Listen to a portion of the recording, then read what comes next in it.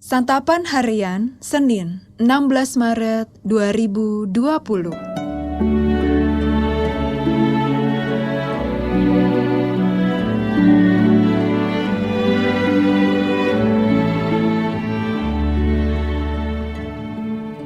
Inilah program Santapan Harian, sebuah program yang mengajak Anda menelusuri isi Alkitab, agar Anda menemukan makna firman Tuhan sesuai dengan konteksnya.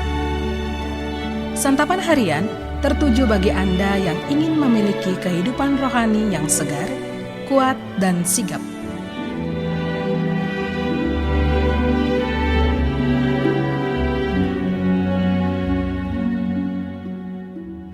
Hari ini kita akan membaca Injil Lukas pasalnya yang ke-20, ayatnya yang ke-9 hingga ayatnya yang ke-19. Namun sebelumnya, mari kita berdoa. Kami berserah di dalam kasih dan kebenaran sabda-Mu. Dalam Kristus Yesus, kami berdoa. Amin. Lukas 20 ayat 9 sampai 19. Lalu Yesus mengatakan perumpamaan ini kepada orang banyak.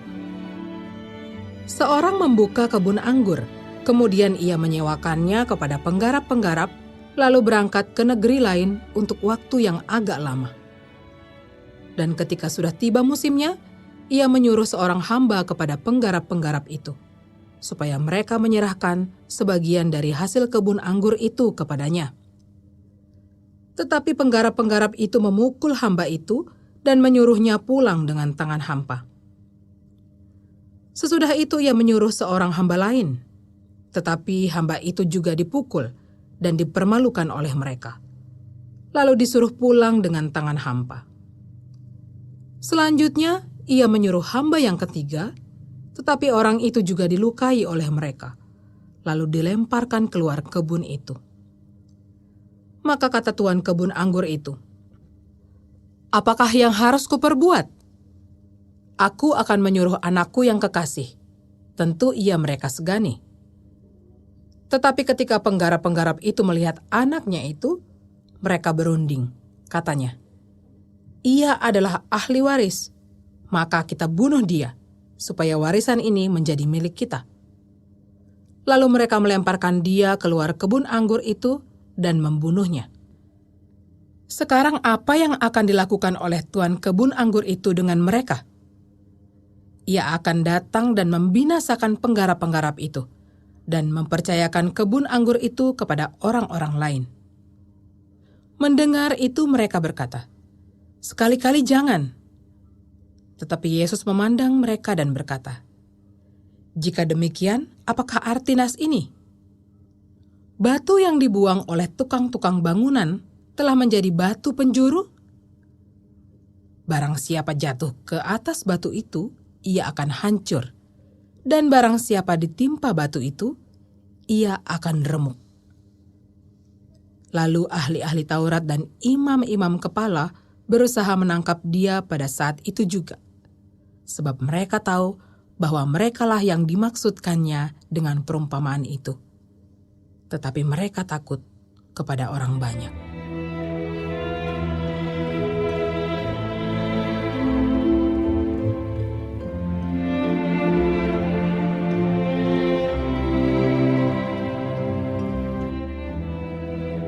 Sahabat Santapan Harian, apakah komentar Anda mengenai para penggarap kebun anggur dalam perumpamaan Yesus ini?